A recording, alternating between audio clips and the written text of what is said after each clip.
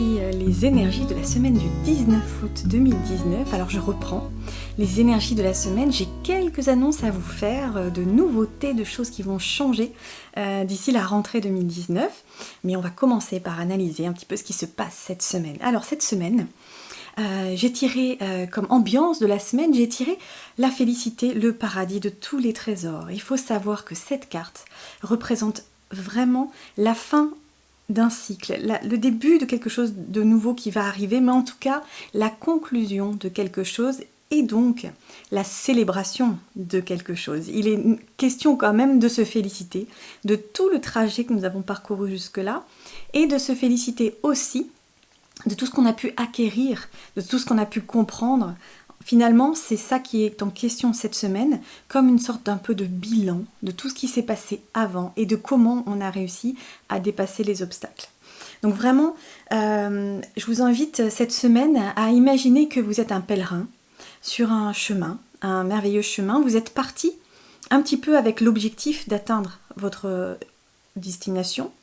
Mais en réalité, ce que vous avez trouvé lors de ce chemin, et tous les gens qui ont fait des pèlerinages vous le diront, c'est qu'on se trouve soi. C'est-à-dire que le fait de marcher longtemps, d'épuiser son corps, d'avoir cette régularité dans la marche, de pouvoir peut-être dépasser ses propres obstacles, ses propres limites, ses propres croyances, ça permet de se sentir plus grand parce qu'on se trouve, on comprend qui on est, on se trouve à l'intérieur de ces épreuves.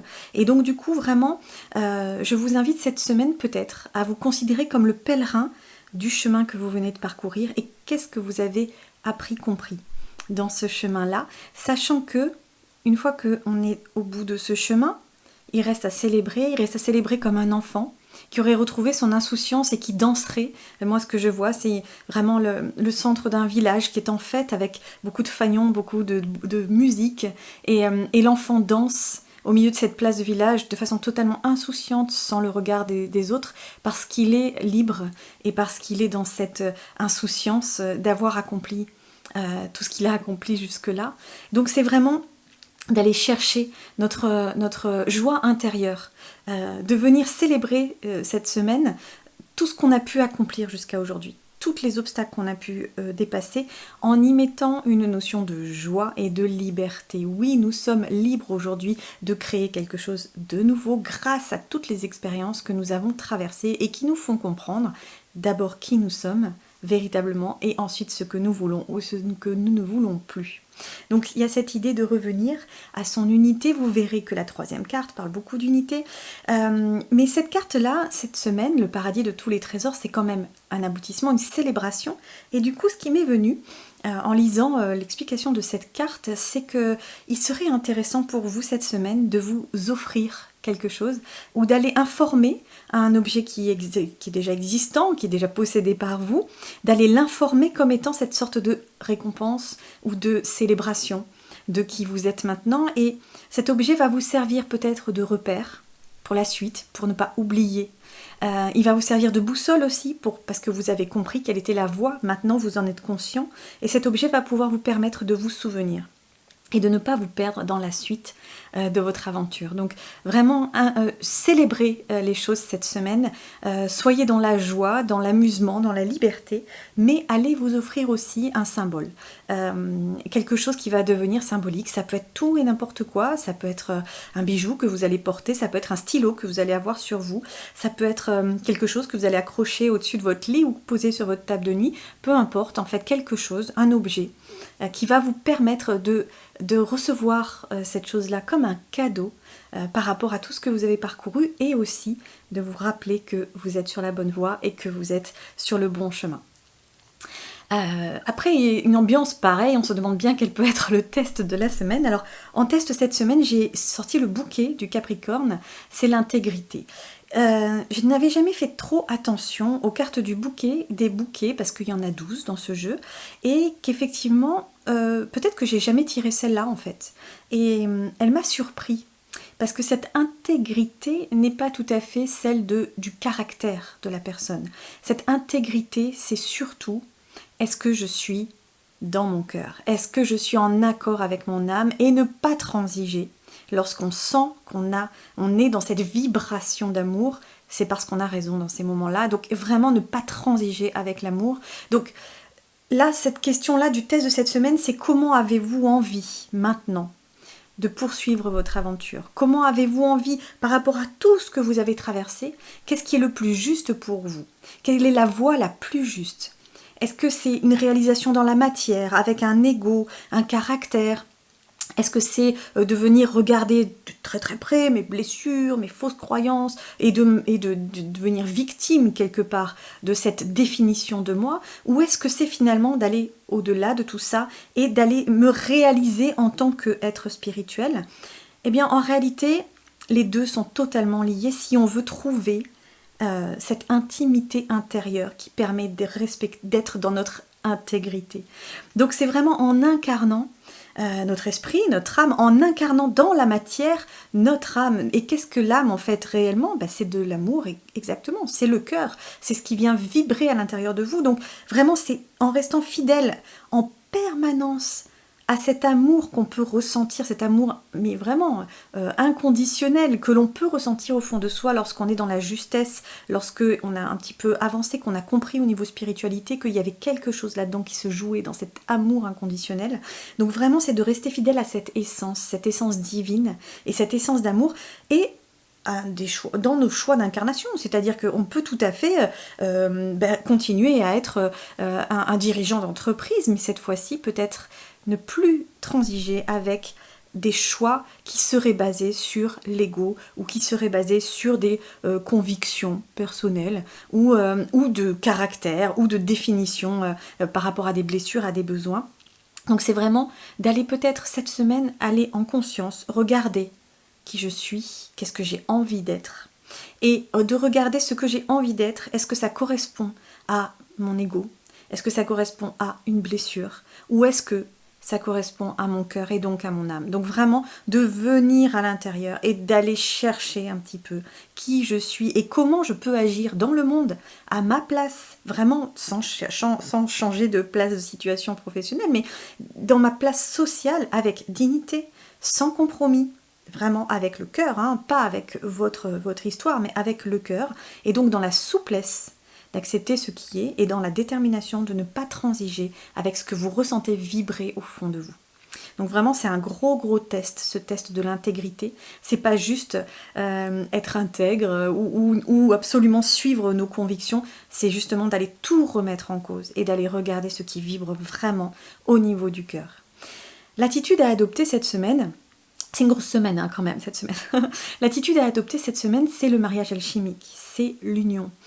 Et pourquoi est-ce que cette carte me touche? C'est parce que ces derniers jours, lors de la pleine lune, j'ai réalisé un petit rituel celtique, où il s'agissait d'aller regarder un verre d'eau et de l'informer, d'informer ce verre d'eau, donc d'y mettre, d'y balancer dedans toutes nos peurs, tous nos problèmes, toutes nos croyances un peu erronées, en tout cas dont on a conscience qu'elles sont erronées, toutes nos blessures, toutes nos émotions sombres, et puis prendre un deuxième verre d'eau et d'aller l'informer avec tous nos espoirs, tout notre amour, toute notre joie, et d'avoir ces deux verres d'eau là. Mais le rituel n'était pas simplement d'aller informer pour se débarrasser de ce qui est à l'intérieur, bien au contraire.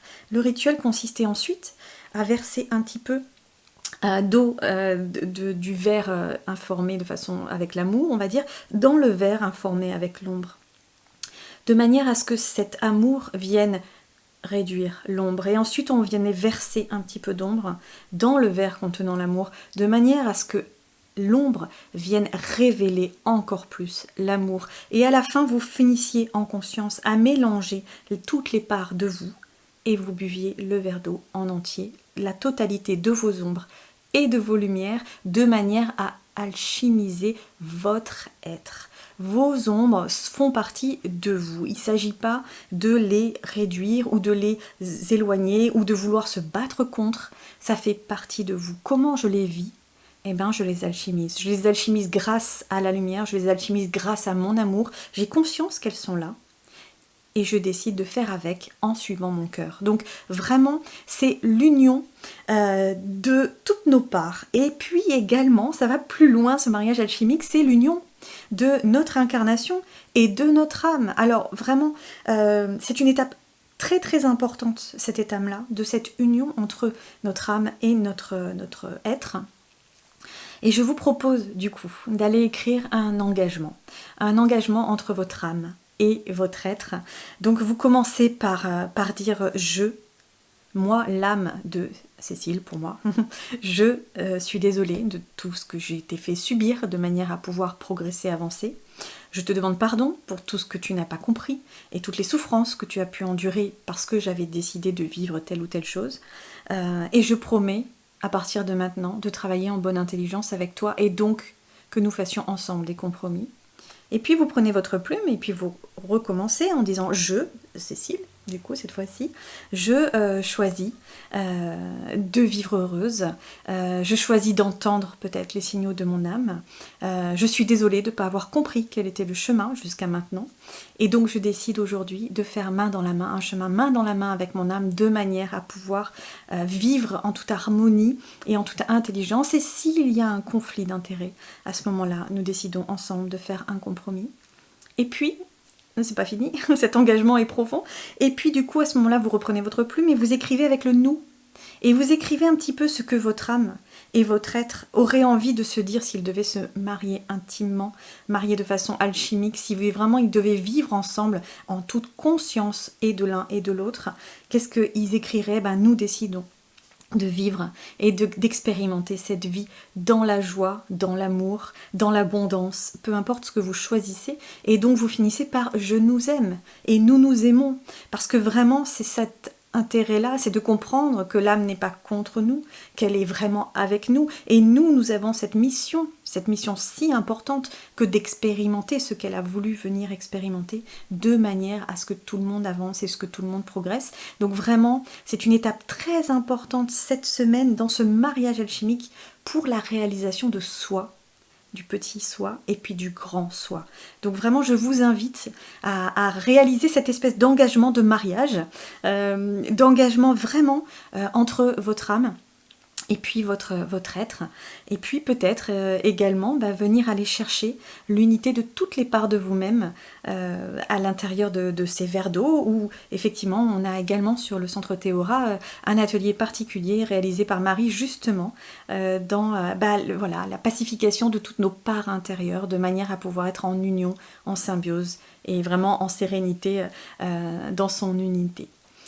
Voilà, je vous parlais de nouveautés du coup pour septembre. Alors écoutez, on est en train de travailler, de réfléchir, peut-être simplement à arrêter ce format qui est enregistré aujourd'hui, et puis de me lancer, dans la réalisation de live.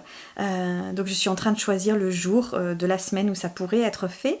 Un format peut-être qui serait d'une demi-heure ou de 3/4 d'heure, peut-être même d'une heure, il faut voir en fonction de comment ça s'organise, si j'arrive à le faire ça. Et puis, ça me permettrait également de répondre à des questions, peut-être en live, en tirant des cartes, sur la base d'une carte. Je ne vais pas commencer à faire tout un tirage, mais peut-être que je peux prendre 2 ou 3 personnes dans ce live et proposer du coup des réponses à leurs questions. Donc ça, c'est une première nouveauté. La deuxième nouveauté, c'est que la boîte à clés va fusionner avec le centre Théora. Donc à partir de septembre, toutes les vidéos seront sur la chaîne YouTube du Centre Théora.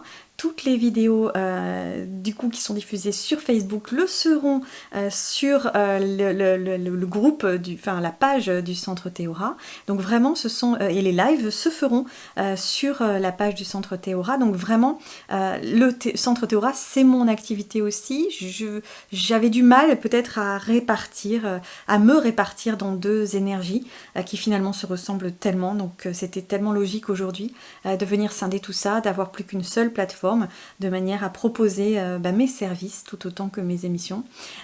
Donc voilà, donc je vous rappelle que vous pouvez faire appel à moi pour des tirages et puis effectivement je vous invite à aller regarder ce qu'est le centre Théora, les émissions que nous avons déjà mis en ligne et puis les ateliers que nous proposons parce que ça peut effectivement vous aider, vous faire avancer aussi. Voilà.